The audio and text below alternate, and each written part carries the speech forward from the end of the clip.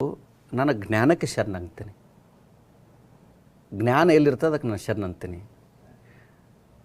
ಈ ನಾಡಿನಲ್ಲಿ ಸಿದ್ದೇಶ್ವರ ಸ್ವಾಮೀಜಿಯವ್ರ ನಂತರ, ಸಿದ್ಧಗಂಗಾ ಸ್ವಾಮೀಜಿಯವ್ರ ನಂತರ, ಪೇಜಾವರ ಸ್ವಾಮೀಜಿಯವ್ರ ನಂತರ ಒಂದು ದೊಡ್ಡ ರತ್ನ ಏನಾದರೂ ಇದ್ದರೆ ಜ್ಞಾನ ರತ್ನ, ದೊಡ್ಡ ಸಂಪತ್ತಂದರೆ ಶಿರಗೆರೆಯ ಡಾಕ್ಟರ್ ಶಿವಮೂರ್ತಿ ಶಿವಾಚಾರ್ಯ ಮಹಾಸ್ವಾಮೀಜಿಯವರು.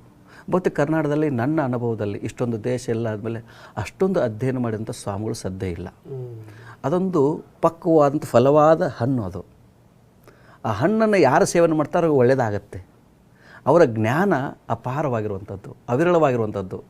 ಚಿನ್ಮಯ ಜ್ಞಾನಿ ಚನ್ನಬಸವನಿಗಿರುವಂಥ ಜ್ಞಾನ ಅವ್ರಿಗಿದೆ. ಅವ್ರಿಗಿರುವಂಥ ನಾಲೆಜು ಬಹುತೇಕ ಕರ್ನಾಟಕ ಸದ್ಯ ಯಾವ ಲಿಂಗಾಯತ ವೀರಶೈವ ಸ್ವಾಮಿಗಳಿಗಿಲ್ಲ ಅಂತ ಅದನ್ನು ಭಾಳ ಹತ್ರ ಹೇಳ್ತೀನಿ ನಾನು. ಅಂಥ ಸ್ವಾಮೀಜಿಯವರು ಏನನ್ನು ಹೇಳ್ತಾ ಇದ್ದರೆ ಅದು ಅನುಭವದಿಂದ ಹೇಳ್ತಾರೆ. ಹೌದಪ್ಪ, ನಾವೆಲ್ಲ ಹೆಂಗೆ ಸ್ವಾಮಿಗಳು, ನನಗೂ ಕೂಡ ಮಾರ್ಗದರ್ಶನ ಮಾಡ್ತಾರೆ ಅವರು. ಓಕೆ, ಅಂದರೆ ನಂದು ಪುಣ್ಯ ಅಲ್ವಾ. ಸಿದ್ದೇಶ್ವರ ಸ್ವಾಮಿಗಳ ಇದ್ದಾಗ ಸಿದ್ದೇಶ್ವರ ಸ್ವಾಮಿಗಳ ಹತ್ರ ನಾವು ಕೇಳ್ತಿದ್ವಿ, ಸಿದ್ಧಗಂಗಾ ಸ್ವಾಮಿಗಳ ಹತ್ರ ಹೋಗ್ತಾ ಇದ್ವಿ. ಮತ್ತು ನಮ್ಮಂಥ ಸಾಧಕರಿಗೆ ಬೇಕಲ್ಲ ನಮಗೆ. ನಾನು ಎಷ್ಟೇ ದೊಡ್ಡ ಸ್ವಾಮಿಗಳದು ಕೂಡ ನನಗೂ ಗುರು ಬೇಕಲ್ವಾ.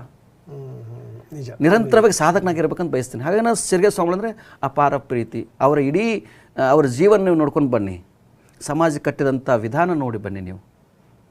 ಅಂಥ ಒಬ್ಬ ಸ್ವಾಮಿಗಳಿಗೆ ಸದ್ಯ ಕನ್ನಡದ ಸಿಗೋದಿಲ್ಲ.